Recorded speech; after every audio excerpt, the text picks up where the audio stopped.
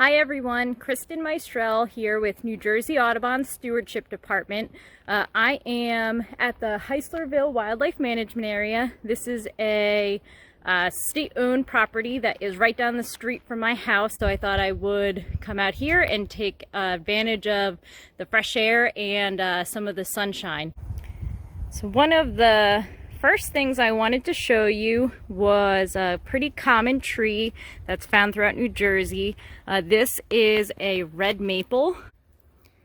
So one of the reasons why the red maple is so important is that it actually has these kind of strange looking flowers that are flowering now. So today is April 1st, but they're so critically important because as you're walking around on kind of warm sunny days like today, you might actually see some butterflies or moths or bees and other insects that are floating around, and they rely so heavily on these early blooming species for a source of nectar. So one of the native shrub species that you'll find here in Heislerville is this Serviceberry.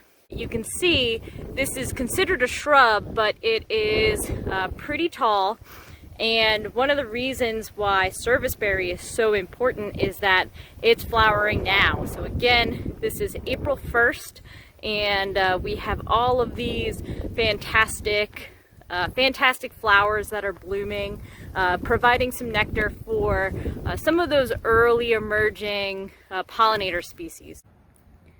Here is another native flowering shrub. This is a Highbush Blueberry. So this species does like to grow in wet soil. So if you've got an area in your yard that might be a little bit wetter and has, holds a little bit more water, a Highbush Blueberry might be a perfect addition to your yard. So another important reason why having native flowering shrubs is so important to wildlife habitat is not only are these species providing a vital resource for some of the butterflies and moths and other insects and pollinators and ruby-throated hummingbirds that might be coming, they're providing all of those species an early source of nectar, so an early source of food. They're also providing resources for butterfly and moth caterpillars. So those caterpillars are very picky in the sense that they only will feed on a couple different types of native plants. And so the red maples that we saw earlier, those actually support over 280 species of butterfly and moth caterpillars. The Serviceberry that I showed you, that supports over 100. And the Highbush Blueberry and other members in that family, they support over 270 species of butterfly and moth caterpillars. So not only are you providing some of the nectar for the adults, you're also helping to complete the life cycle of all of these very important pollinator species.